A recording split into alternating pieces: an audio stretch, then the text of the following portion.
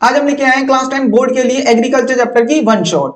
ये जो चैप्टर है इसमें हम पढ़ेंगे एग्रीकल्चर क्या होता है, इसमें टाइप्स ऑफ फार्मिंग क्या होती है, कौन कौन से क्रॉपिंग सीजन्स होते हैं, उनमें कौन कौन सी क्रॉप्स को ग्रो किया जाता है। इन सबको हम पढ़ेंगे एक टेबल की मदद से। टेबल की मदद से पढ़ने का फायदा क्या होगा कि जिससे कि हमें बोर्ड में याद रखने के लिए आसानी होगी और हम अच्छा स्कोर कर सकते हैं। तो इसका क्या होगा, ये एडवांटेज होगा। अब देखो एग्रीकल्चर क्या होता है, खेती बाड़ी होती है। अगर हम किसी फील्ड में क्रॉप्स को ग्रो करते हैं उसको हम क्या बोलते हैं, एग्रीकल्चर बोलते हैं। तो इस सब चीजों को हम इस चैप्टर में पढ़ेंगे, डीपली पढ़ेंगे। और ये जो वीडियो है वो है वन शॉट, तो इसमें पूरे चैप्टर को हम कवर करेंगे और ये वीडियो इनफ होगी आपको बोर्ड एग्जाम के लिए। मतलब इसको पढ़ने के बाद कोई भी एनसीईआरटी पढ़ने की जरूरत नहीं होगी। इसमें हम पढ़ेंगे एग्रीकल्चर में टाइप्स ऑफ फार्मिंग की कितनी तरह की फार्मिंग होती है। फार्मिंग बेसिकली तीन तरह की होती है, primitive subsistence farming, intensive subsistence farming और कमर्शियल फार्मिंग। इन तीनों के हम टाइप्स पढ़ेंगे, इसमें क्या क्या होता है डीपली पढ़ेंगे। और उससे पहले इसमें कुछ दे रखा है उसके बारे में देखते हैं। Depending on the characteristics of physical environment, technology, know how and social culture practices farming can be classified. देखो अगर हम फार्मिंग को डिवाइड करते हैं या फिर क्लासिफाई करते हैं, वो किन के बेसिस पे करते हैं। एक तो फिजिकल एनवायरनमेंट कि हमारे आसपास का जो फिजिकल एनवायरनमेंट है वो कैसा है, और दूसरा कि टेक्नोलॉजी क्या है, हमारे पास टेक्नोलॉजी जैसी होगी उसी पे डिपेंड करेगा हमारा जो फार्मिंग का पैटर्न है या फिर क्लासिफिकेशन किस तरीके से होगा। इसमें देखो सबसे पहले आता है प्रिमिटिव सब्सिस्टेंस फार्मिंग। इसको याद रखना, प्रिमिटिव। प्रिमिटिव जो होता है इसका मतलब होता है प्राचीन। प्रिमिटिव का मतलब प्राचीन, मतलब कि जो ट्रेडिशनली हम यूज करते आ रहे हैं। और सब्सिस्टेंस का मतलब यहां पे देखो, जहां पे सब्सिस्टेंस आ जाए वर्ड, वो किस लिए होता है, वो अपने जीवन यापन के लिए होता है। मतलब वो अपने खुद लाइफ के लिए करते हैं, कोई भी प्रॉफिट अर्न के लिए हम नहीं करते। तो एक ऐसी फार्मिंग जिसको हम पहले प्राचीन समय से अपने जीवन यापन के लिए करते आ रहे हैं उसको हम बोलते हैं प्रिमिटिव सब्सिस्टेंस फार्मिंग। इसका हम जो इसमें जो टूल्स होते हैं या फिर जो मेथड्स होते हैं वो हम प्रिमिटिव टूल्स या मेथड्स का क्या करते हैं, यूज करते हैं। देखो इसमें क्या है, use of primitive tools. Primitive tools का मतलब जो कि प्राचीन समय से यूज हो रहे हैं या फिर ट्रेडिशनली हम उनको यूज करते आ रहे हैं। कौन कौन से होते हैं, हो, दो, डिगिंग स्टिक।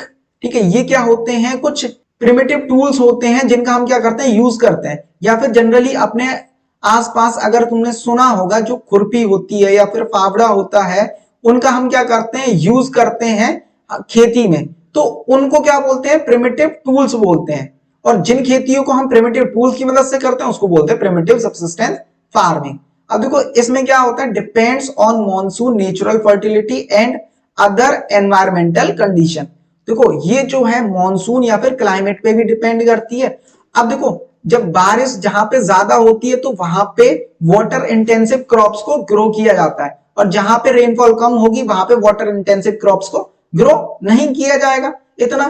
तो ये किस पर डिपेंड करता है, मॉनसून पे डिपेंड करता है। अगर किसी सॉइल की फर्टिलिटी कम हो जाती है तो उसको हम क्या करते हैं, नेचुरल फर्टिलिटी पे डिपेंड होते हैं हम। बेसिकली क्या होगा, वो नेचुरली ही सॉइल क्या करेगी, अपनी फर्टिलिटी को रिकवर करेगी। तो हम किस पे डिपेंड करते हैं, डायरेक्टली नेचर पे डिपेंड करते हैं, एटमॉस्फेयर और नेचर के साथ साथ हम क्लाइमेट पर भी डिपेंड करते हैं, किसमें, प्रिमिटिव सब्सिस्टेंस फार्मिंग में। तो इस टॉपिक में से जो क्वेश्चन आ जाता है वो आता है स्लेशन वर्न का। स्लेशन वर्न क्या होता है, जब हम क्या करते हैं एक एग्रीकल्चरल फील्ड जहां की नेचुरल फर्टिलिटी डिक्रीज हो जाती है उसको हम कुछ टाइम के लिए छोड़ देते हैं और शिफ्ट करते हैं अदर लैंड पे। वहां पे जो फॉरेस्ट होते हैं उनको काट दिया जाता है। उन फॉरेस्ट को काटने के बाद वहां पे क्या करते हैं, उसको जो लकड़ियां बचती हैं उसको जला देते हैं, और जलाने के बाद क्या बचती है, ऐश। जो राख बचेगी वो क्या करती है, नेचुरल फर्टिलिटी का काम करती है। तो उस सॉइल में हम क्या करते हैं, फिर खेती करते हैं। अब जब वहां की फर्टिलिटी क्या हो जाएगी, डिक्रीज हो जाएगी, तो हम क्या करेंगे, नेक्स्ट लैंड पे क्या करेंगे, शिफ्ट करेंगे। और जब तक पुरानी जो लैंड थी उसकी जो फर्टिलिटी है वो रिटेन हो चुकी होगी। तो स्लेशन वर्न का आपको ध्यान रखना है, इस पे क्वेश्चन भी आ जाते हैं और एमसीक्यू में भी आ सकता है ये। अब देखो इसमें आता है सेकंड टाइप। सेकंड क्या है, इंटेंसिव सब्सिस्टेंस फार्मिंग। देखो सब्सिस्टेंस का मतलब क्या था, जो जीवन यापन के लिए करते हैं। और इंटेंसिव सब्सिस्टेंस फार्मिंग में क्या है, देखो हम क्या करते हैं, एक स्मॉल लैंड पे ज्यादा प्रेशर अप्लाई करके हम ज्यादा प्रोड्यूस करना चाहते हैं। क्योंकि जब हमारी कंट्री की या फिर हमारी फैमिली की पॉपुलेशन बढ़ेगी तो हमें खाने के लिए चाहिए। अब खाने के लिए चाहिए तो हमारे पास जो जमीन है या फिर जो लैंड है वो क्या है, लिमिटेड है। लिमिटेड है तो हमें उसी में से प्रोड्यूस करना होगा। तो हम क्या करते हैं, इंटेंस प्रेशर अप्लाई करके जमीन पे उससे हम ज्यादा प्रोड्यूस कराते हैं, उसको हम बोलते हैं इंटेंसिव सब्सिस्टेंस फार्मिंग। इसमें क्या होता है देखो, in areas high population less land size holding, जहां क्या होती है हाई पॉपुलेशन और जमीन क्या होती है कम होती है, और इसमें क्या होता है labour intensive, high dose of biochemical inputs, irrigation are used, enormous pressure on agricultural land. इसमें हम क्या करते हैं देखो, पॉपुलेशन क्या हो जाती है ज्यादा हो जाती है, और जो जमीन का साइज है वो क्या होता जा रहा है, रिड्यूस होता जा रहा है। अब आप कहोगे कि जमीन तो फिक्स है, वो कैसे कम हो सकती है? देखो जमीन का साइज रिड्यूस होने के पीछे का कारण है हेरिडिटरी लॉज। हेरिडिटरी लॉज क्या होते हैं, अगर कोई फैमिली है उसमें क्या होगा, उनके बच्चे होंगे, मान लो 2 बच्चे हैं, किसी के पास 10 बीघा जमीन है तो वो क्या हो जाएगी, दोनों बच्चों में इक्वली डिवाइड हो जाएगी, तो 5-5 बीघा आएगी दोनों पे। तो जमीन का साइज क्या होगा, लैंड का साइज रिड्यूस हो गया। इस वजह से क्या होता है, पॉपुलेशन इंक्रीज होने से जो लैंड का साइज होता है वो रिड्यूस हो जाता है। अब लैंड का साइज रिड्यूस हो गया तो जिससे क्या होगा, अब हमें ज्यादा प्रोड्यूस करना है तो हमें क्या करना पड़ेगा, उसी लैंड पे इंटेंस प्रेशर अप्लाई करके, लेबर अप्लाई करके, इंटेंसिव लेबर अप्लाई करके हम क्या करेंगे, उसको ज्यादा प्रोड्यूस करने की कोशिश करेंगे, और उसी को हम बोलते हैं इंटेंसिव सब्सिस्टेंस फार्मिंग। इसके बाद जो आता है वो है कमर्शियल फार्मिंग। देखो कमर्शियल फार्मिंग, कमर्शियल फार्मिंग में क्या होता है, हम क्या करते हैं इसमें प्रॉफिट के लिए वर्क करते हैं। किस चीज के लिए वर्क करते हैं, इसमें हम प्रॉफिट के लिए वर्क करते हैं। जब हम प्रॉफिट के लिए या फिर प्रॉफिट अर्न के लिए फार्मिंग करते हैं उसको हम बोलते हैं कमर्शियल फार्मिंग। तो कमर्शियल फार्मिंग में हम क्या करते हैं, मॉडर्न इनपुट्स का यूज करते हैं। मॉडर्न इनपुट्स कौन से होते हैं, जब इसमें हम केमिकल फर्टिलाइजर्स, HYV सीड्स, या फिर हम मॉडर्न मशीनरीज का यूज करते हैं, उसको हम बोलते हैं मॉडर्न मेथड्स। इसमें हम क्या करते हैं, HYV जो सीड्स होते हैं उनका यूज करते हैं, केमिकल फर्टिलाइजर्स का यूज करते हैं, पेस्टिसाइड, इंसेक्टिसाइड्स का यूज करते हैं।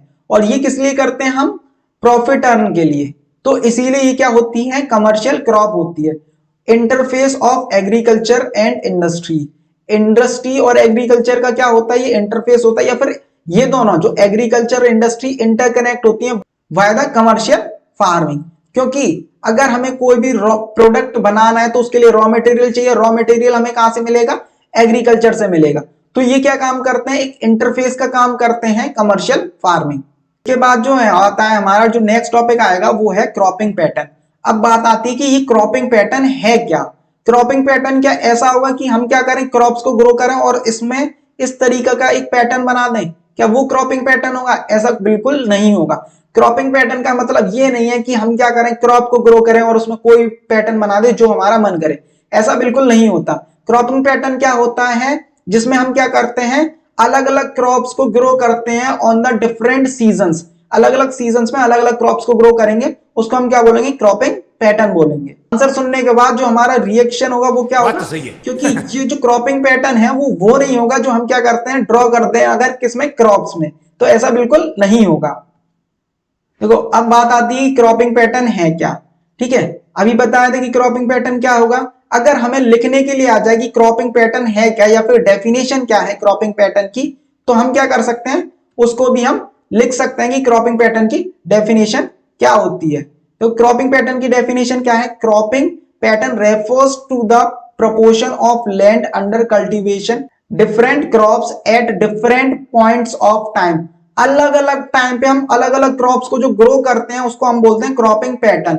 मतलब कि अलग अलग सीजन्स में हम अलग अलग क्रॉप्स को ग्रो करेंगे, उसी को हम क्या बोलेंगे, क्रॉपिंग पैटर्न। तो ये डेफिनेशन होगी। अगर कभी डेफिनेशन आ जाए क्रॉपिंग पैटर्न क्या होता है या फिर पूछा जाए तो बेसिकली बस इतना लिख देना या फिर इतना बता देना कि अलग अलग टाइम पीरियड पे हम क्या करते हैं, अलग अलग क्रॉप्स को ग्रो करते हैं एक ही लैंड पे, उसको हम बोलते हैं क्रॉपिंग पैटर्न। आते हैं टाइप्स ऑफ क्रॉपिंग पैटर्न, या फिर कितने तरह के क्रॉपिंग सीजन होते हैं, कितने तरह के क्रॉपिंग सीजन्स होते हैं। देखो बेसिकली 3 तरह के क्रॉपिंग सीजन्स होते हैं, एक खारिफ, राबी और जायद। ये जो 3 क्रॉपिंग सीजन्स होते हैं, खारिफ, राबी, जायद, इनको बिल्कुल भी रटने की जरूरत नहीं है। इन सबको अपनी रियल लाइफ से कनेक्ट करें और जिससे कि आपको कभी भी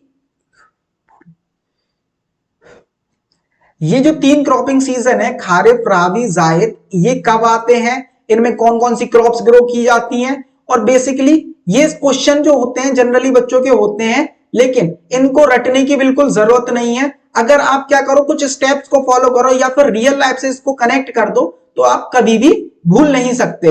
याद रखने के लिए हमें कनेक्ट किस तरीके से करना होगा, जैसे कि खरीफ सीजन है, खरीफ सीजन का अगर हम एग्जांपल लें, खरीफ सीजन कब आता है, जब बारिश आती है। तो बारिश कब आती है, जून जुलाई में।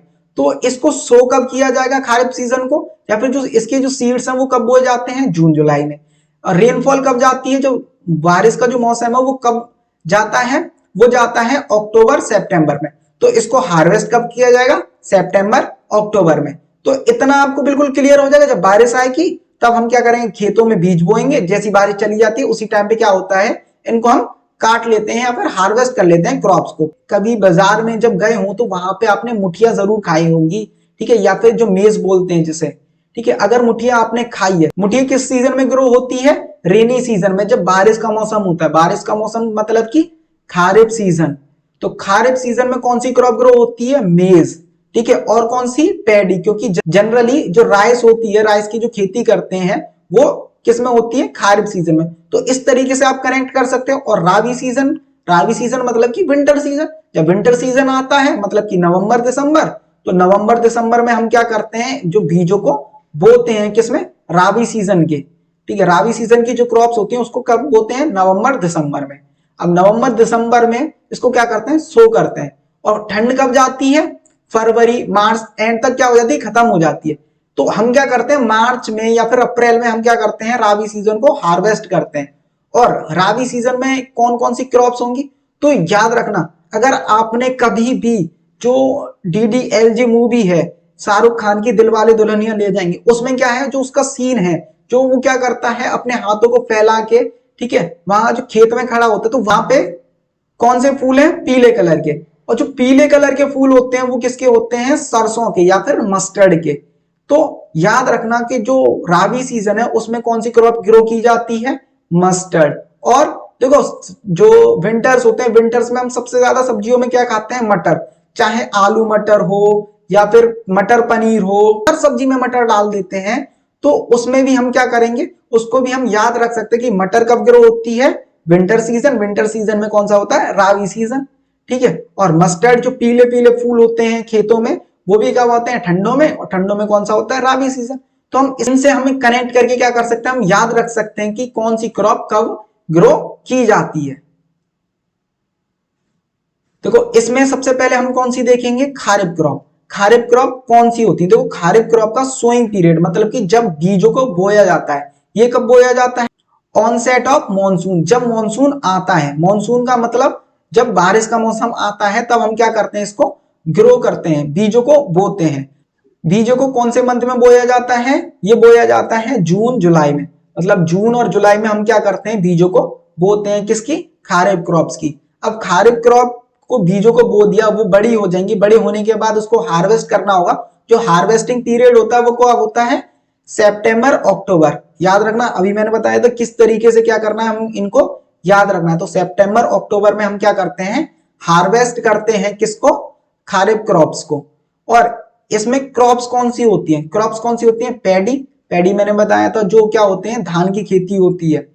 मेज, ठीक है, मेज जो मैंने बताया था, अभी एग्जाम्पल दिया था कि क्या होती है, जो मुठिया होती है वो जनरली खाने के लिए कब देखने के लिए मिलती हैं, रेनी सीजन के टाइम पे। मतलब खरीफ क्रॉप के क्या है, एग्जाम्पल है मेज। तो इस तरीके से आप क्या कर सकते हो, याद कर सकते हो। इसके बाद आता है ज्वार, बाजरा, तूर, मूंग, उर्द, कॉटन, ठीक है, ग्राउंडनट। ये सारी क्रॉप्स कब ग्रो की जाती हैं, खरीफ सीजन में। आपको 3-4 एग्जांपल याद रखने हैं अगर इस पे क्वेश्चन आ जाए तो। और इस पे जनरली क्वेश्चन आ जाते हैं इस चैप्टर से, तो आपको याद रखने के लिए इसको रियल लाइफ से कनेक्ट करना होगा। इसके बाद देखो इसमें इरिगेशन का सोर्स क्या होता है, मतलब कि पानी जो है वो कहां से लाता है इसमें। तो इसका इरिगेशन का जो सोर्स होता है वो होता है रेनफॉल। जनरली क्योंकि रेनी सीजन का टाइम है तो पानी क्या होगा, इनको भरपूर मिल जाता है बारिश के मौसम में। तो इसका इरिगेशन का सोर्स क्या है, रेनफॉल। इसके बाद जो आता है नेक्स्ट जो टाइप है वो है राबी क्रॉप्स, राबी क्रॉपिंग सीजन। अब राबी क्रॉपिंग सीजन कब आते हैं, विंटर्स के टाइम पे।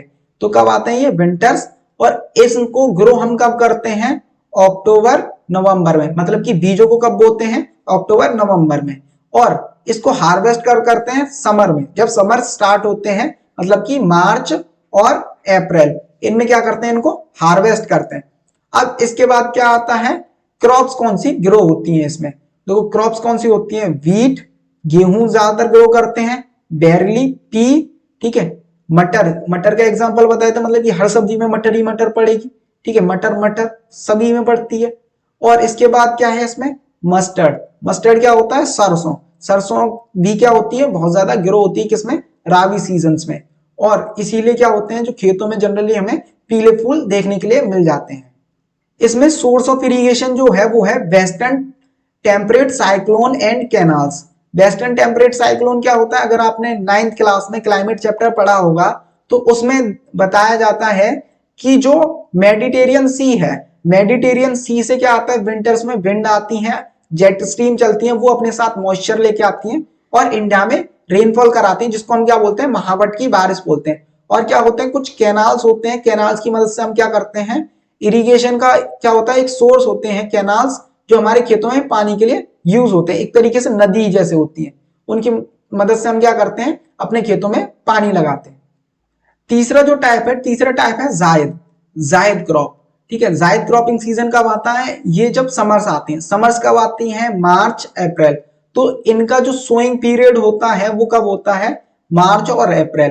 मतलब मार्च और अप्रैल में हम क्या करते हैं, बोते हैं इनके बीजों को। और हार्वेस्टिंग पीरियड क्या होता है, मई जून, मई और जून में हम क्या करते हैं, इसको हार्वेस्ट कर लेते हैं। ये ऐसी क्रॉप्स होती है जो बहुत जल्दी क्या हो जाती है, ग्रो हो जाती है। जो जायद क्रॉप्स होती हैं उनको सबसे कम टाइम चाहिए रहता है ग्रो होने के लिए। तो इन क्रॉप्स को ग्रो होने के लिए बहुत ही कम टाइम चाहिए और ये क्या हो जाती है, पूरी तरह से ग्रो हो जाती है।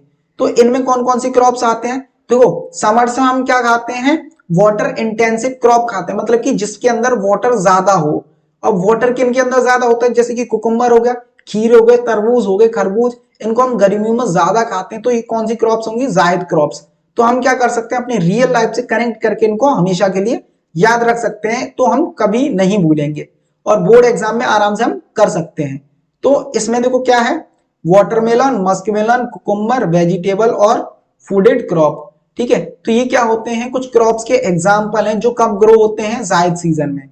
और देखो इसमें सोर्स ऑफ इरिगेशन, इरिगेशन का क्या सोर्स है, इसमें बारिश नहीं होती समर सीजन में, ठीक है, कोई भी वेस्टर्न साइक्लोनिक साइक्लोन्स नहीं आते।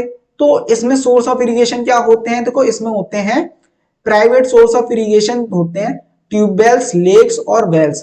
कुएं, ट्यूबवेल्स हो गए या फिर जो लेक्स हो गए, वहां से हम पानी को लेते हैं और अपने खेतों में लगाते हैं। तो ये क्या होते हैं, सोर्स ऑफ इरिगेशन है किसके, जायद सीजन के।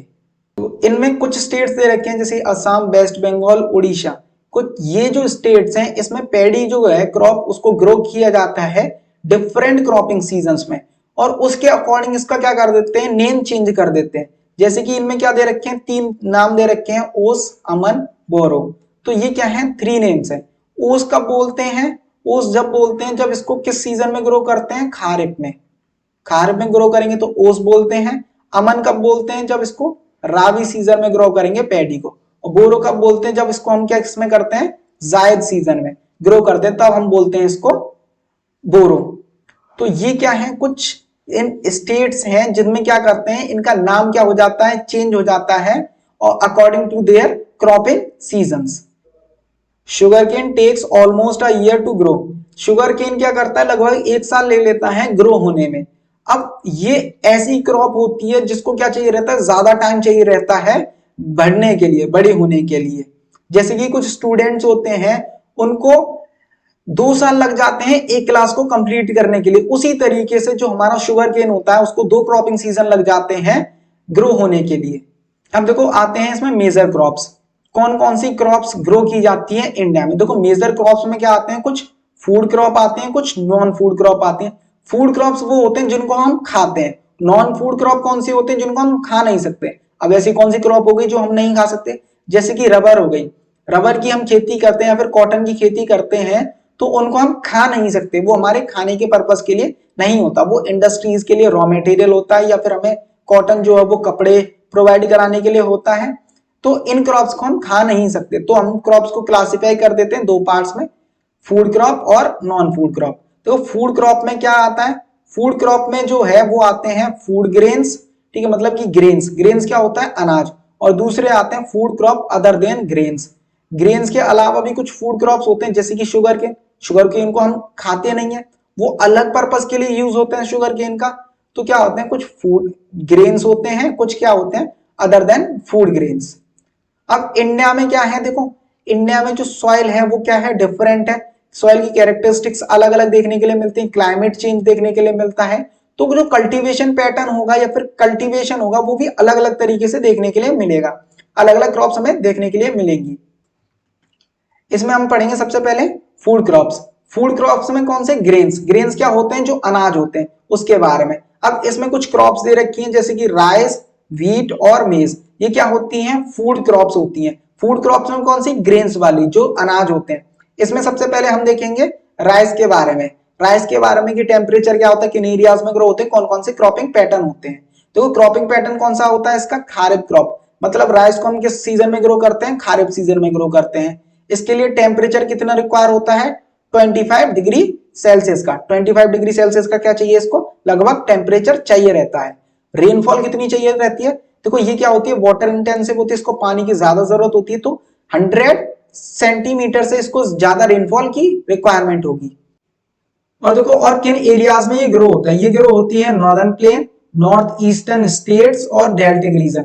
नॉर्दर्न प्लेन्स, ठीक है, जो क्या है हमारे हिमालय के बाद का जो रीजन होता है वो नॉर्दर्न प्लेन होता है, वहां ग्रो होती है। नॉर्थ ईस्टर्न स्टेट्स मतलब कि नॉर्थ ईस्टर्न, उसमें देखो क्या आ जाएंगे, उसमें आ जाते हैं ये असम, अरुणाचल प्रदेश, ये वेस्ट बंगाल वाले जो रीजन है, इन स्टेट्स में ग्रो होती है। और किन स्टेट्स में ग्रो होता है ये होता है डेल्टिक रीजन। डेल्टिक रीजन जहां पे क्या होते हैं, डेल्टा, डेल्टा जहां बनते हैं वहां क्या होता है, फर्टाइल सॉइल होती है, इसलिए वहां पे भी हम क्या करते हैं, इसको ग्रो करते हैं। इसमें इसके बाद आते हैं स्टेट्स, किन स्टेट्स में ग्रो होता है, उसके इंपॉर्टेंट पॉइंट या फिर की पॉइंट्स, इसको थोड़ी देर में हम क्या करेंगे समझेंगे। उससे पहले हम देखते हैं व्हीट के बारे में। और जो व्हीट है, व्हीट को हम किस सीजन में ग्रो करते हैं, राबी क्रॉप्स में, या फिर राबी सीजन जो होता है उसमें हम क्या करते हैं, ग्रो करते हैं। इसको क्या चाहिए रहता है, कूल ग्रोइंग सीजन। विंटर्स में ग्रो हो रही है तो ऑब्वियस सी बात है इसको कम टेम्परेचर चाहिए रहता है, कूल ग्रोइंग सीजन। अब जब ये पकने वाली होती है तो इसको क्या चाहिए रहता है, ब्राइट सनशाइन, मतलब कि हल्की धूप चाहिए रहती है इसको पकने के टाइम पे। और किन एरियाज में ग्रो होते हैं ये एरियाज में ग्रो होते हैं जहां पे गंगा सतलुज प्लेन और ब्लैक सॉइल डेक्कन।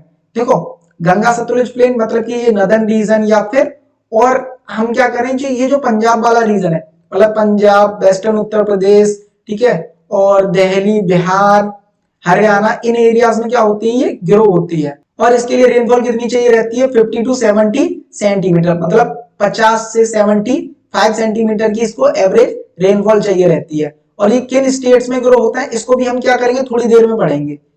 मेज, मेज क्या है, मेज देखो खारिफ क्रॉप है, इसको भी हम क्या करते हैं, खारिफ सीजन में ग्रो करते हैं। अब मेज का जो टेम्परेचर है, टेम्परेचर कितना चाहिए रहता है इसको, 21 से 27 डिग्री सेल्सियस का इसको टेम्परेचर की रिक्वायरमेंट होती है। और इसको क्या चाहिए रहता है, जो रेनफॉल है, रेनफॉल इसको 60 से 110 सेंटीमीटर चाहिए रहता है। और हम क्या करें, इंडिया की बात करें, ये किसका था, वर्ल्ड का, और इंडिया की अगर हम बात करें या फिर एवरेज ले, एवरेज कितना होता है, 40 सेंटीमीटर चाहिए रहता है एवरेज, लगभग इसको इतने चाहिए रहती है रेनफॉल। और ये किन एरियाज में ग्रो होती है, जहां पे क्या होता है, old alluvial tracks. Old alluvial tracks जो होते हैं वो नॉर्दर्न प्लेन्स में बेसिकली देखने के लिए मिल जाते हैं। तो ये क्या होता है, अगर हम इनडायरेक्ट वे में बोले तो नॉर्दर्न प्लेन्स में ये ग्रो की जाती है। अब देखो इसमें स्टेट्स, जो राइस था, राइस किन किन स्टेट्स में ग्रो किया जाता है, राइस किया जाता है उड़ीसा, वेस्ट बंगाल, बिहार, तमिलनाडु। तो इनमें क्या किया जाता है, राइस सबसे ज्यादा ग्रो किया जाता है। और इसके इंपॉर्टेंट पॉइंट क्या है, ये मोस्ट इंपॉर्टेंट सीरियल क्रॉप है। और जो व्हीट है, अगर हम बात करें व्हीट की, तो व्हीट किन एरियाज में ग्रो होता है, Punjab, Haryana, UP and Madhya Pradesh, in area में क्या होता है, सबसे ज्यादा ग्रो होता है व्हीट। और ये क्या है, second most important cereal crop है, मतलब सबसे ज्यादा एक तरीके से खाई जाने वाली क्रॉप है, कौन सी, व्हीट। अब व्हीट के बाद क्या है इसमें, मेज। मेज किन एरियाज में ग्रो होता है, यूपी, बिहार और मध्य प्रदेश, इन एरियाज में याद रखना ओल्ड एल्यूवियल सॉइल मिलती है। और ये जो है इसमें इंपॉर्टेंट पॉइंट क्या है कि ये both food and fodder, food and fodder जो है ये दोनों तरीके से क्या होती है, यूज होती है। फूड का मतलब खाने के लिए यूज होती है, और फडर का मतलब क्या होता है, ये चारे के लिए यूज होती है। जैसे कि जो बच जाता है इसका जो भूस वगैरह जो होता है उसका हम क्या करते हैं, जो भैंस वगैरह होती है उनको खिलाने के लिए काम आता है ये। तो ये फूड और फूडर के दोनों तरीके से ये यूज होती है क्रॉप। हमारा जो नेक्स्ट टॉपिक है इसमें है मिलेट्स। मिलेट्स क्या होते हैं, कोरस ग्रेन्स होते हैं, जो मोटा अनाज होता है उसको हम क्या बोलते हैं, मिलेट्स बोलते हैं। इसके अंदर आता है ज्वार, बाजरा और रागी। ये तीन मेजर क्रॉप्स होती हैं जो मिलेट्स के अंदर आती हैं, और ये क्या होती है, न्यूट्रिशनल क्रॉप्स होती हैं। अब इसमें सबसे पहले हम ज्वार के बारे में पढ़ेंगे कि ज्वार जो है वो क्या होता है। अब देखो, जो ज्वार है, ज्वार क्या है, थर्ड मोस्ट इंपोर्टेंट क्रॉप होती है, मतलब राइस और व्हीट के बाद जो तीसरी मोस्ट इंपोर्टेंट क्रॉप है वो है ज्वार। और ज्वार जो होती है वो हार्डली नीड होती है उसको इरिगेशन की। ये क्या है, रेन फेड क्रॉप है। और इसके मेजर प्रोड्यूसिंग स्टेट कौन से हैं, महाराष्ट्र, कर्नाटक, आंध्र प्रदेश और मध्य प्रदेश। ये स्टेट क्या होते हैं, मेजर प्रोड्यूसिंग स्टेट है। और ये बात याद रखना, कभी भी जब एनसीईआरटी में स्टेट्स दे रखे हो तो उसमें जो सबसे पहला स्टेट होता है उस स्टेट में सबसे ज्यादा प्रोड्यूस की जाती है वो क्रॉप। तो इसमें सबसे ज्यादा कौन सी क्रॉप ग्रो की जाती है, या फिर जो बाजरा है वो सबसे ज्यादा कहां ग्रो किया जाता है, महाराष्ट्र में। तो हमेशा याद रखना, जो पहला स्टेट होता है वो मेजर प्रोड्यूसिंग स्टेट होता है। इसके बाद आता है बाजरा। अब बाजरा जो है, बाजरा क्या होता है, देखो ये जो सैंडी और ब्लैक सैलो सॉइल में सबसे ज्यादा ग्रो होता है। और इसके मेजर प्रोड्यूसिंग जो स्टेट है वो है राजस्थान, उत्तर प्रदेश, महाराष्ट्र, गुजरात, हरियाणा। और मेजर प्रोड्यूसिंग स्टेट, अगर एक स्टेट के बारे में पूछा जाए तो वो कौन सा होगा, राजस्थान। इसमें जो नेक्स्ट है वो है रागी। रागी जो है लास्ट है मिलेट्स का। अब ये क्या होती है, इसमें बहुत ज्यादा माइक्रो न्यूट्रिएंट्स होते हैं, आयरन होता है, कैल्शियम होता है। तो ये हमारी हेल्थ के लिए क्या होते हैं, अच्छे होते हैं रागी। और ये जो क्रॉप है ये डिफरेंट सॉइल्स में ग्रो होती है।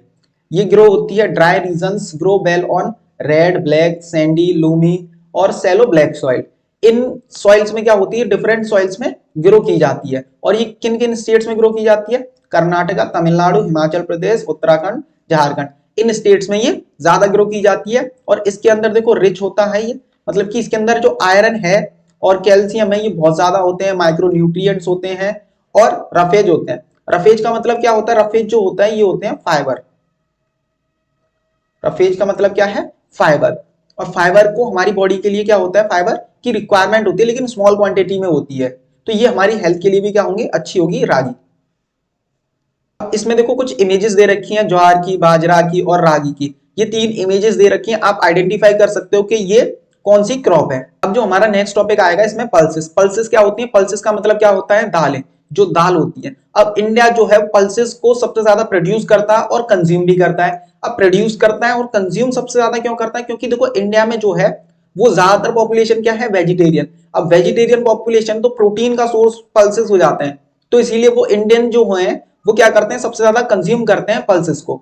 तो इंडिया जो है वो largest producer as well as consumer है पल्सेस का इन द वर्ल्ड। वर्ल्ड में सबसे ज्यादा प्रोड्यूस और कंज्यूम इंडिया में किया जाता है। और इसके मेजर जो है, मेजर पल्सेस कौन कौन सी ग्रो की जाती हैं इंडिया में, वो है तुर, उर्द, मूंग, मसूर, पीस, ग्राम। इनको हम ग्रो करते हैं इंडिया के अंदर। और जो तूर है, तूर का मतलब क्या होता है यहाँ पे, अरहर का। क्या है, अरहर। ठीक है, अरहर की जो दाल होती है वो क्या है, तूर। अब देखो कुछ कंडीशन चाहिए रहेंगी इसको ग्रो होने के लिए, कुछ क्लाइमेटिक कंडीशन, कुछ चीजों की रिक्वायरमेंट होगी। वो क्या होते हैं, देखो इसके लिए जो लेस मॉइस्चर चाहिए रहता है, इतना ज्यादा मॉइस्चर नहीं चाहिए रहता। इसका जो टेम्परेचर है वो 25 से 30 डिग्री सेल्सियस का चाहिए रहेगा। और जो एवरेज रेनफॉल है वो 45 सेंटीमीटर के करीब चाहिए रहती है। और ये क्या होती है, लिग्यूमिनस क्रॉप्स होती है। और ये क्या करती है, लिग्यूमिनस क्रॉप का मतलब क्या है कि वो सॉइल की फर्टिलिटी को मेंटेन रखने में मदद करेगी। देखो इसमें क्या चाहिए रहेगा, जो पल्सेस होते हैं उसमें less moisture and survive even dry condition. Dry condition में भी सर्वाइव कर सकती हैं पल्सेस। इसके लिए टेम्परेचर कितना चाहिए रहता है, 25 से 30 डिग्री सेल्सियस का टेम्परेचर चाहिए रहेगा। 45 जो है सेंटीमीटर रेनफॉल चाहिए रहती है, एवरेज रेनफॉल। और ये क्या होती है, लिग्यूमिनस क्रॉप। याद रखना, ये लिग्यूमिनस क्रॉप जो होती हैं वो क्या होते हैं, उनके रूट्स में कुछ, ल्यूमिनस क्रॉप्स में रूट नोड्यूल्स होते हैं। उन रूट नोड्यूल्स में क्या होता है, राइबोसोम्स होते हैं, जो क्या काम करते हैं, नाइट्रोजन फिक्सेशन का काम करते हैं, मतलब सॉइल की फर्टिलिटी को मेंटेन रखने का काम करते हैं। और इसमें जो ल्यूमिनस क्रॉप्स में अरहर को छोड़ के बाकी सारी जो है वो ल्यूमिनस क्रॉप है। अरहर ल्यूमिनस क्रॉप नहीं होती। अब देखो, help in restoring soil fertility, soil fertility को रिस्टोर करने में मदद करते हैं बाय द नाइट्रोजन फिक्सेशन, जो फिक्सिंग नाइट्रोजन या फिर नाइट्रोजन फिक्सेशन की मदद से, कि एटमॉस्फेयर से नाइट्रोजन लेके सॉइल में क्या कर देते हैं, मिक्स कर देते हैं, जिससे क्या होता है, सॉइल की फर्टिलिटी इंक्रीज हो जाती है। और ये मेजर प्रोड्यूसिंग स्टेट्स, सबसे ज्यादा जो प्रोड्यूस किए जाते हैं पल्सेस को, वो कहाँ किया जाता है, मध्य प्रदेश, राजस्थान, महाराष्ट्र, कर्नाटका और उत्तर प्रदेश, इन स्टेट्स में क्या किया जाता है, मेजर ग्रो किया जाता है पल्सेस को। अब जो नेक्स्ट आएगा वो है food crops other than grains. Grains के अलावा जो फूड क्रॉप्स होती है, मतलब जो अनाज के अलावा जो फूड क्रॉप्स होते हैं वो कौन से होते हैं। इसमें आता है सबसे पहले हमारा शुगर केन। शुगर केन क्या होता है, देखो इसको ग्रो होने के लिए क्या लगता है, ज्यादा टाइम लगता है अदर क्रॉप्स के कंपैरिजन में, मतलब कि 2 सीजन लग जाते हैं इसको ग्रो होने के लिए। इसके लिए टेम्परेचर कितना चाहिए रहता है, 21 से 27 डिग्री सेल्सियस चाहिए रहेगा। रेनफॉल 75 से 100 सेंटीमीटर इसको एवरेज रेनफॉल चाहिए रहती है। और ये ट्रॉपिकल और सब ट्रॉपिकल दोनों रीजन्स में क्या होता है, ग्रो होता है। अब ट्रॉपिकल सब ट्रॉपिकल रीजन्स कौन से होते हैं, देखो अगर हम क्या करें, कंसीडर करें एक अर्थ है जहां पे क्या होता है, एक कुछ इमेजिनरी लाइंस होती हैं जिसको हम क्या बोलते हैं, लैटिट्यूड्स बोलते हैं। अब लैटिट्यूड्स जो होते हैं, देखो यहाँ पे अगर 23 डिग्री एंड हाफ लैटिट्यूड, अपर और लोअर लैटिट्यूड याद रखना। अपर लैटिट्यूड को हम क्या बोलते हैं, 23 डिग्री एंड हाफ को ट्रॉपिक ऑफ कैंसर, और लोअर को ट्रॉपिक ऑफ कैप्रिकन। इसके जो बीच की जगह होती है, ये वाला जो रीजन होगा, इसको हम बोलेंगे ट्रॉपिकल, इसको हम ट्रॉपिकल बोलेंगे। और इससे ऊपर वाला जो रीजन होता है, या फिर आर्टिक सर्कल से जो नीचे वाला रीजन होता है, उसको हम बोलते हैं सब ट्रॉपिकल। इससे ऊपर वाला क्या होगा, सब ट्रॉपिकल, से ऊपर वाला सब ट्रॉपिकल। अब इसमें क्या रहता है, मैनुअल लेबर की ज्यादा जरूरत रहती है, क्योंकि जो क्रॉप होती है वो हार्ड होती है। अब इसको मशीन से इतना काटना जो होता है इजी नहीं होता, तो इसमें मैनुअल लेबर की क्या होती है, ज्यादा जरूरत होती है। और इंडिया जो है वो सेकंड लार्जेस्ट प्रोड्यूसर है वर्ल्ड में आफ्टर ब्राजील। ब्राजील में सबसे ज्यादा प्रोड्यूस किया जाता है, फिर इंडिया में किया जाता है। और इसके कुछ मेजर प्रोड्यूसिंग स्टेट्स हैं, वो कौन से हैं, उत्तर प्रदेश, महाराष्ट्र, कर्नाटक, ये क्या है, मेजर प्रोड्यूसिंग स्टेट्स। अब शुगर केन का बात आती है कि शुगर केन को हम करते क्या है, उसका करते क्या है शुगर केन का। तो sugar cane as a raw material use होता है किस चीज के लिए, सोर्स ऑफ जैगरी, जैगरी बनाने के लिए, जो गुड़ होता है उसको बनाने के लिए, खानसरी बनाने के लिए और शुगर बनाने के लिए। इसके लिए क्या होता है, as a raw material. Sugar गुड़ जब ही बनेगा जब क्या होगा, हमारे पास शुगर केन होगा। अब हमें इसमें क्या दे रखी है, इमेज दे रखी है शुगर केन की। शुगर केन दिखता कैसे, वैसे जनरली आप सभी ने देखा होगा कि शुगर केन दिखता कैसा है। अब इसमें आते हैं ऑयल सीड्स, कि ऑयल सीड्स क्या होते हैं। देखो वो सीड्स जिससे क्या निकलता है, ऑयल निकलता है, वो क्या होते हैं, बेसिकली ऑयल सीड्स होते हैं। अब ऑयल सीड्स कौन कौन से प्रोड्यूस किए जाते हैं इंडिया में, main oil seed produced in India, groundnut, mustard, coconut, sesamum, तिल, soybean, castor seed, cotton seed, lime seed और सनफ्लावर सीड। ये क्या होते हैं, मेजर या फिर मेन सीड्स होते हैं जो इंडिया में जो है वो प्रोड्यूस किए जाते हैं। अब इसके यूजेस क्या होते हैं, देखो जो ये सीड्स होते हैं उसको कुकिंग मीडियम के लिए हम यूज करते हैं, मतलब कि खाने बनाने के लिए यूज करते हैं उसको, सोप्स या फिर ऑइंटमेंट्स में यूज करते हैं, जो हमारे सोप्स वगैरह आते हैं उसमें यूज होते हैं, हेयर ऑयल्स आते हैं उसके लिए हम इसको यूज करते हैं। और इंडिया जो है वो सेकंड लार्जेस्ट प्रोड्यूसर है ग्राउंडनट का आफ्टर चाइना। चाइना के बाद जो सबसे ज्यादा ग्राउंडनट प्रोड्यूस होती है वो इंडिया में होती है, ये 2016 के डेटा के अकॉर्डिंग है। ठीक है, याद रखना 2016 के डेटा के अकॉर्डिंग है।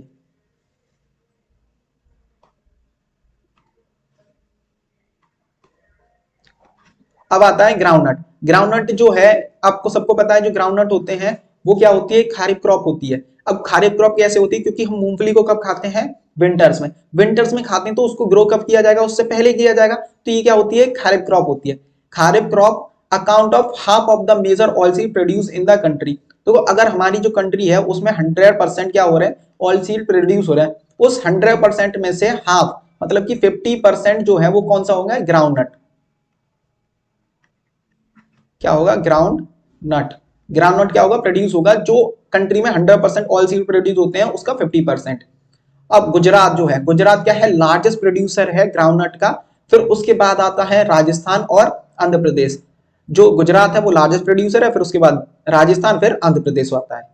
अब देखो लाइन सीड, लाइन सीड क्या होती है, वो लाइन सीड और मस्टर्ड ये क्या है, राबी क्रॉप्स। राबी क्रॉप्स कौन सी होती हैं, जो कि विंटर्स में ग्रो की जाती हैं। सीसमूम जो है वो खारिफ क्रॉप होती है नॉर्थ में, और राबी क्रॉप होती है साउथ में। तो इस बात को याद रख लेना, ये क्या होती है, खारिफ क्रॉप नॉर्थ में और राबी क्रॉप साउथ में। इसके बाद आते हैं यहाँ इसमें कैस्टोर सीड। जो कैस्टोर सीड होते हैं ये ग्रो किए जाते हैं राबी और खारिफ दोनों सीजन्स में। तो ये क्या होती है, राबी और खारिफ दोनों क्रॉप्स होती हैं। अब देखो आता है इसमें टी।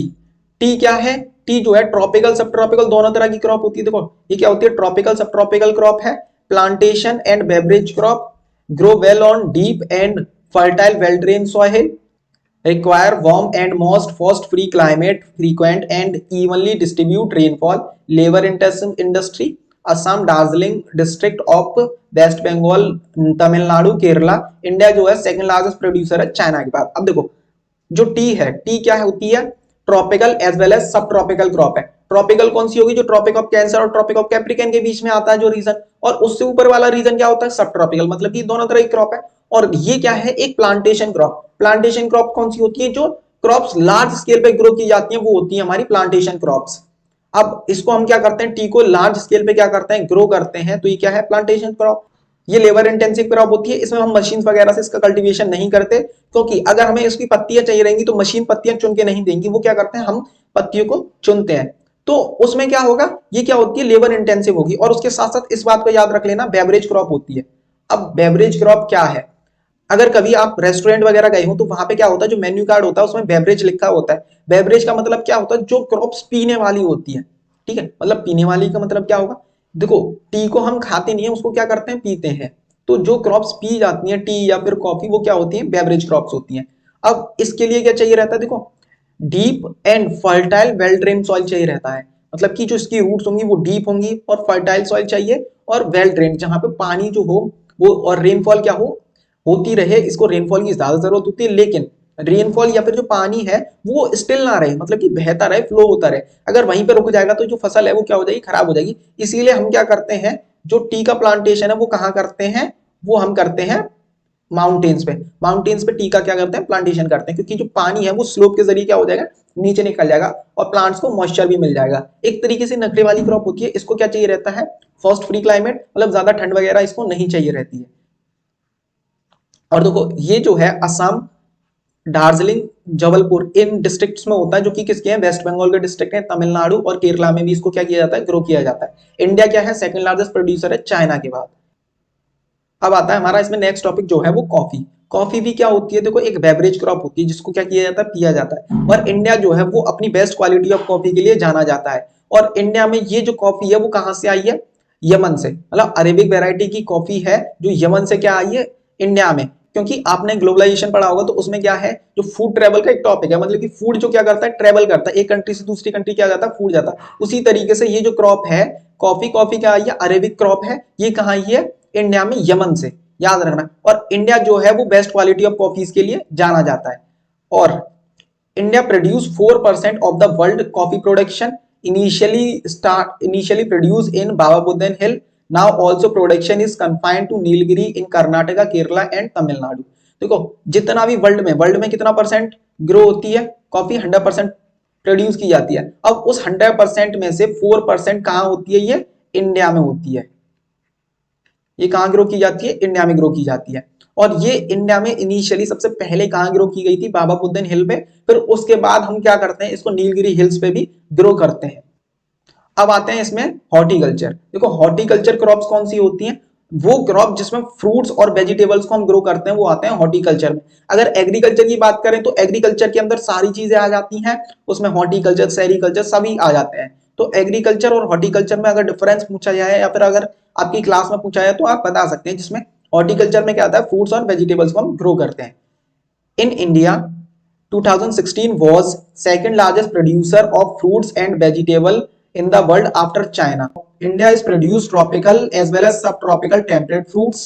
अब देखो इंडिया क्या है सेकंड लार्जेस्ट प्रोड्यूसर है फ्रूट्स और वेजिटेबल का वर्ल्ड में चाइना के बाद। क्योंकि ये 2016 का डाटा है तो चाइना क्या है लार्जेस्ट कंट्री होने के साथ साथ उसकी जो पॉपुलेशन है वो सबसे ज्यादा थी। अब पॉपुलेशन सबसे ज्यादा तो उसको खाने के लिए चाहिए, तो इसीलिए क्या करते हैं फ्रूट्स और वेजिटेबल को ज्यादा भी ग्रो करते हैं। और इंडिया क्या है ट्रॉपिकल और सब ट्रॉपिकल फ्रूट्स टेम्परेट फ्रूट्स को क्या करते हैं ग्रो करते हैं। क्योंकि इंडिया का रीजन भी वही है ट्रॉपिकल सब ट्रॉपिकल, इसीलिए इंडिया में उन रीजन्स में वही फ्रूट्स को क्या किया जाता है ग्रो किया जाता है। अब इंडिया में बात आती है कौन कौन से फ्रूट्स को ग्रो किया जाता है। इंडिया में देखो मैंगो ग्रो करते हैं। मैंगो सबसे ज्यादा कहाँ होते हैं, महाराष्ट्र, आंध्र प्रदेश, तेलंगाना, उत्तर प्रदेश, वेस्ट बंगाल, इन रीजन में सबसे ज्यादा ग्रो किया जाता है, मैंगो ग्रो किया जाता है। ऑरेंजेस, ऑरेंजेस कहाँ होते हैं नागपुर और चेरापूंजी, चेरापूंजी मेघालय का रीजन, ठीक है, वहां पे सबसे ज्यादा ऑरेंजेस को ग्रो किया जाता है।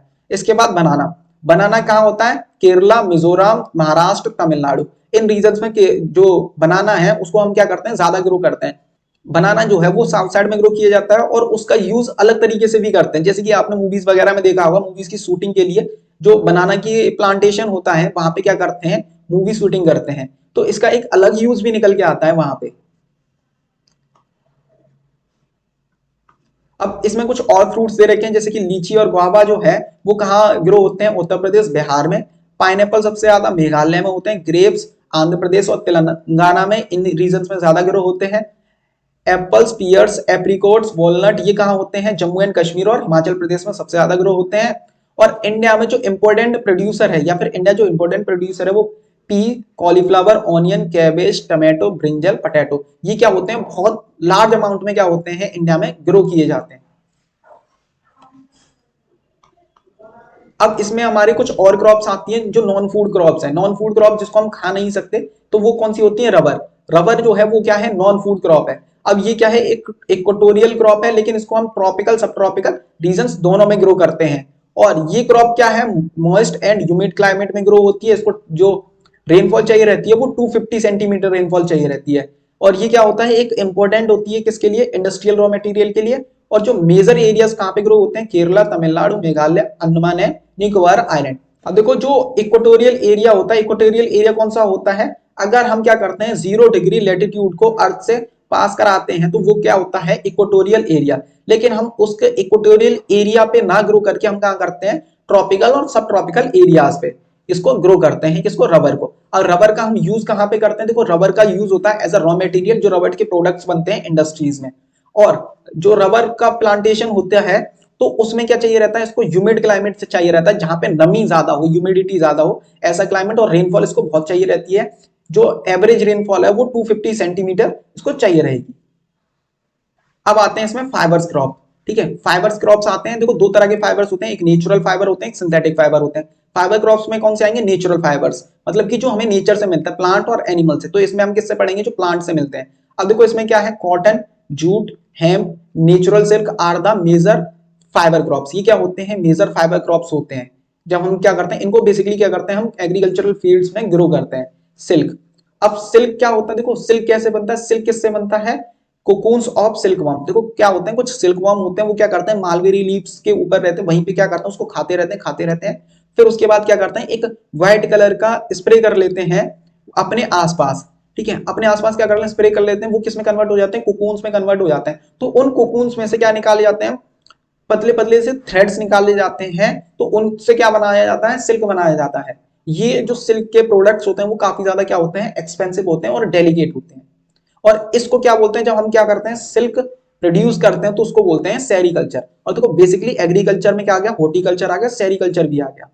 अब इसमें आता है देखो कॉटन। कॉटन क्या होता है, कॉटन रॉ मटेरियल होता है फॉर कॉटन टेक्सटाइल इंडस्ट्री। अब देखो कॉटन टेक्सटाइल इंडस्ट्री, टेक्सटाइल का मतलब क्या होता है, टेक्सटाइल का मतलब यहाँ पे और कुछ नहीं है, यहाँ पे होता है क्लॉथ्स। जो कॉटन से क्या बनाया जाता है, क्लॉथ्स बनाया जाता है। टेक्सटाइल मतलब कपड़ों की इंडस्ट्री, यहाँ पे क्या आता है, क्लॉथ्स। ठीक है, टेक्सटाइल का मतलब क्लॉथ से होता है। इंडिया जो है वो थर्ड लार्जेस्ट प्रोड्यूसर है। Grow well on black soil, high temperature, low rainfall and 210 frost free days, bright sunshine, Maharashtra, Madhya Pradesh, Gujarat. अब इंडिया जो है वो क्या होता है, थर्ड लार्जेस्ट प्रोड्यूसर है किसका, कॉटन का, वर्ल्ड में। अब इसको क्या चाहिए रहता है, फर्स्ट फ्रीज डेज चाहिए रहता है, मतलब 110 दिन चाहिए रहेंगे ग्रो होने के लिए। ज्यादा ठंड नहीं चाहिए रहती, ब्राइट सनशाइन चाहिए रहती है, हल्की धूप चाहिए रहती है। और इसको टेम्परेचर जो चाहिए रहता है वो चाहिए रहता है हाई, हाई टेम्परेचर चाहिए रहता है। और ये ग्रो किस में होती है, ब्लैक सॉइल। ब्लैक सॉइल को हम और क्या बोलते हैं, ब्लैक सॉइल को बोलते हैं हम कॉटन सॉइल। तो याद रख लेना, ब्लैक सॉइल के ऊपर एमसीक्यू आ जाता है, ब्लैक सॉइल को हम क्या बोलते हैं, या फिर कॉटन सॉइल को और किस नाम से हम जानते हैं। तो ये आ जाता है। और ये कहां पे सबसे ज्यादा ग्रो होता है, मेजर प्रोड्यूसिंग स्टेट जो है कॉटन का वो महाराष्ट्र, फिर उसके बाद मध्य प्रदेश, फिर गुजरात आता है। जो हमारी लास्ट क्रॉप है इस चैप्टर में वो है जूट। जूट को हम किस नाम से जानते हैं, गोल्डन फाइबर के नाम से जानते हैं। क्यों जानते हैं गोल्डन फाइबर के नाम से, क्योंकि इसका जो कलर होता है वो गोल्डन कलर जैसा होता है। तो हम इसको किस नाम से जानते हैं, गोल्डन फाइबर के नाम से। अब इसका जो यूज है वो क्या होता जा रहा है, डिक्लाइन होता जा रहा है। मार्केट क्या हो जाती आ रही है, इसकी डिक्लाइन होती आ रही है। क्यों डिक्लाइन होती आ रही है, क्योंकि हम क्या करते हैं, इसकी जगह पे अदर अल्टरनेटिव का यूज करते हैं, जो होते हैं सिंथेटिक फाइबर, नायलॉन का यूज करते हैं। क्योंकि सिंथेटिक फाइबर जो होते हैं वो सस्ते होते हैं, ड्यूरेबल होते हैं as compare to natural resources या फिर नेचुरल फाइबर के कंपैरिजन में। इसीलिए हम क्या करते हैं, उनका ज्यादा यूज करते हैं। इसको क्या चाहिए रहता है, देखो इसको हम गोल्डन फाइबर के नाम से जानते हैं। High temperature and well drained soil of flood plains, जहां फ्लड प्लेन्स होते हैं वहां पे क्या होती है, अच्छी तरीके से ग्रो होती है। Use for making variety of product, mats, ropes, carpets. देखो ये अलग अलग तरह के प्रोडक्ट्स बनाने के लिए काम आता है, जैसे कि मैट्स हो गए, कारपेट्स हो गए, रोप्स हो गए, या फिर बैग्स हो गए, या फिर जो सैक्स होते हैं, जो बोरे होते हैं, उनमें क्या कि गेहूं वगैरह भरे जाते हैं, उनको बनाने के लिए काम आते हैं। तो इसका जो है मल्टीपल यूज होता है, लेकिन इसका जो यूज है वो क्या होता जा रहा है, डिक्लाइन होता जा रहा है, क्योंकि जो सिंथेटिक फाइबर का हम ज्यादा यूज करते हैं। Losing market due to the high cost इसकी क्या होती है, हाई कॉस्ट होती है। और जो सिंथेटिक फाइबर होते हैं वो क्या होते हैं, लो कॉस्ट होती है उनकी, और ड्यूरेबल ज्यादा होते हैं, इसलिए हम उनका क्या करते हैं, ज्यादा यूज करते हैं। देखो जैसे कि नायलॉन, नायलॉन जो है वो उसका अदर अल्टरनेटिव है। हमारा जो सेकंड लास्ट टॉपिक है वो है टेक्नोलॉजिकल एंड इंडस्ट्रियल रिफॉर्म। इसको हम तीन फेजेस में पढ़ेंगे, फर्स्ट फेज, सेकंड फेज और थर्ड फेज। फर्स्ट फेज में हम पढ़ेंगे आफ्टर इंडिपेंडेंस, इंडिपेंडेंस के बाद क्या हुआ था। देखो इंडिपेंडेंस के बाद क्या है, collectivisation, consolidation of land holding and cooperation, abolition of zamindari system and land reforms. देखो लैंड रिफॉर्म्स में क्या है, लैंड को क्या कर देते हैं, रीडिस्ट्रीब्यूट कर देते हैं, या फिर जिनके पास जमीन नहीं होती उनको क्या दे देते हैं, जमीन दे देते हैं, वो क्या है, लैंड रिफॉर्म। कलेक्टिवाइजेशन में क्या होता है, ये अपने क्लास 9th में सेकंड हिस्ट्री, कलेक्टिवाइजेशन क्या होता है, ये अपने क्लास 9th में हिस्ट्री के सेकंड चैप्टर में पढ़ा होगा। तो कलेक्टिवाइजेशन में क्या होता है, जो लोग होते हैं ज्यादा प्रोडक्शन करने के लिए अपनी जो लैंड होते हैं उसको क्या कर देते हैं, जोड़ देते हैं, जिससे क्या हो, प्रोडक्शन ज्यादा हो सके। अब उस पर वर्क करते हैं, अपने वर्क के अकॉर्डिंग अपना प्रॉफिट ले जाते हैं उसमें से। तो ये क्या होता है, कलेक्टिवाइजेशन होता है। और क्या किया जाता है, जो जमींदारी सिस्टम था, जो विलेजेस वगैरह में इंडिया में जमींदारी सिस्टम चलता था, उसको अबॉलिश कर दिया गया, क्योंकि उससे जो स्मॉल फार्मर्स होते हैं उसको ज्यादा नुकसान होता है, वो ग्रो कभी भी नहीं कर पाते। अब इसके बाद आता है फेज सेकंड। फेज सेकंड का टाइम पीरियड क्या है, 1960 से 1970 का टाइम पीरियड। याद रखना ये जो टाइम पीरियड है वो क्या है, ग्रीन रेवोल्यूशन का टाइम पीरियड। इसमें क्या होता है, ग्रीन रेवोल्यूशन, ग्रीन रेवोल्यूशन क्या होता है, ये जो होता है इसमें हम क्या करते हैं, मॉडर्न इनपुट्स का यूज करते हैं, मॉडर्न फार्मिंग मेथड्स का यूज करते हैं, जैसे HYBC, इंसेक्टिसाइड, पेस्टिसाइड्स, ठीक है, मॉडर्न मशीनरीज, इनका यूज करते हैं प्रोडक्शन को इंक्रीज करने के लिए। देखो ये तो किया गया था, लेकिन ये हाँ कुछ स्टेट्स तक ही सीमित था, ठीक है, मतलब कि इंडिया के सभी स्टेट्स में नहीं पहुंचा था। ये किन किन स्टेट्स में था, पंजाब, हरियाणा या फिर वेस्टर्न उत्तर प्रदेश, यहीं तक क्या था, ये सीमित था। तो जिससे कि इसका एडवांटेज पूरी कंट्री को नहीं मिल पाया। तो इसमें क्या दे रखा है, green revolution and white revolution. White revolution इसको याद रखना। तो ग्रीन रेवोल्यूशन का मतलब क्या, हरी क्रांति, जो कि एग्रीकल्चर के फेज में आई थी। और व्हाइट रेवोल्यूशन का मतलब क्या है, ये जो है दूध का, मतलब कि हर इंसान तक क्या होना चाहिए, न्यूट्रिशन पहुंचना चाहिए, मिल्क पहुंचना चाहिए। तो इसमें मिल्क के जो प्रोडक्शन पे वो ज्यादा फोकस किया गया था व्हाइट रेवोल्यूशन में। और इसके बाद क्या है, concentration of development in few selected areas. अब ये जो रेवोल्यूशन हुए थे कुछ ही सेलेक्टेड एरियाज में हुए थे, ये पूरी कंट्री में नहीं हुए थे।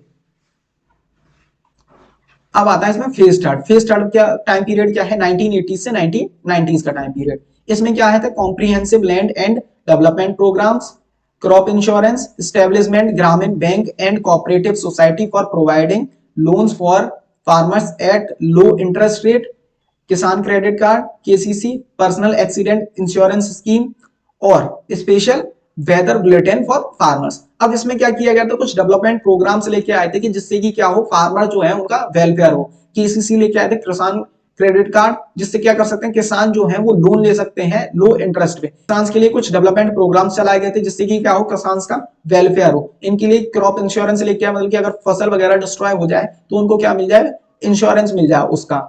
तो और क्या लेके आए थे, देखो ग्रामीण बैंक्स को या फिर KCC को क्या किया था, लेके आए थे। ग्रामीण बैंक का एडवांटेज क्या है कि क्या कर सकते हैं, ये लोन ले सकते हैं लो इंटरेस्ट रेट पे, क्योंकि जो जमींदार वगैरह होते हैं या फिर लैंडलॉर्ड्स जो होते हैं वो क्या करते हैं, हाई इंटरेस्ट रेट चार्ज करते हैं फार्मर्स से। अब फार्मर से हाई इंटरेस्ट रेट चार्ज करेंगे तो वो क्या हो जाते हैं, डेट ट्रैप में फंस जाते हैं, तो उससे वो निकल नहीं पाते।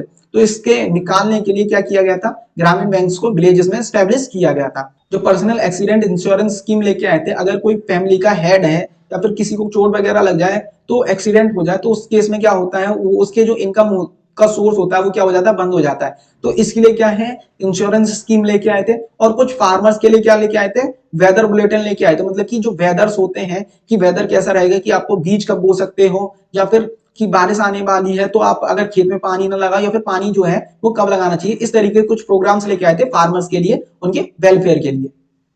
हमारा जो लास्ट टॉपिक है वो है भूमदान और ग्रामदान। भूमदान का मतलब क्या है, भूमि को दान में दे देना, और ग्रामदान का मतलब ग्राम्स को दान में दे देना, मतलब कि गांव को दान में दे देना। अब ये काम किसने किया था, अब देखो इसमें आता है सबसे पहले केस जो विनोबा भावे का। विनोबा भावे जो है वो क्या है, spiritual head of Mahatma Gandhi, मतलब महात्मा गांधी को क्या मानते हैं, अपनी इंस्पिरेशन मानते हैं, एक तरीके से उनके फुटप्रिंट्स पे ये क्या करते हैं, चलते हैं।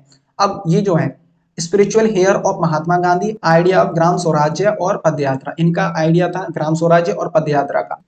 Incident of Pochampally. पोचमपल्ली एक इंसिडेंट है जिसमें क्या होता, श्री रामचंद्र रेड्डी ने क्या किया था, जो 80 एकर्स लैंड को रीडिस्ट्रीब्यूट कर दिया था, किसको, विलेजर्स को। जो 80 लैंडलेस विलेजर्स हैं उनको जो जमीन है वो दान में दे दी गई थी। तो इसको हम क्या बोलते हैं, भूमदान, मतलब कि जो जमीन थी उसको दान में दे दिया, लैंड को दान में दे दिया था, इसको भूमदान बोलते हैं। इसके बाद देखो आता है ग्रामदान में। Idea spread, zamindars offer the villages owned by them, मतलब कि जो भी ओन करते हैं, जो जमींदार होते हैं वो के जो विलेजेस को ओन करते हैं उसको क्या कर देते हैं, वो दान में दे देते हैं। जिनके पास घर वगैरह नहीं होते, जमीन नहीं होती, तो इसको हम क्या बोलते हैं, ग्रामदान, मतलब कि पूरे के पूरे गांव को क्या कर दिया, एक तरीके से दान में दे दिया। तो ये जो रेवोल्यूशन थे, भूमदान और ग्रामदान, ये एक ऐसी रेवोल्यूशन थे जिनमें कोई भी खून खराबा नहीं हुआ। तो इसको हम किस नाम से जानते हैं, ब्लडलेस रेवोल्यूशन के नाम से जानते हैं। इसको याद रखना, जो भूमदान और ग्रामदान है वो क्या है, एक तरीके से ब्लडलेस रेवोल्यूशन होते हैं। और ऐसे ही और चैप्टर्स के लिए हमारे चैनल से कनेक्टेड रहिए, और भी ऐसे वन शॉट आते रहेंगे आप सभी के लिए।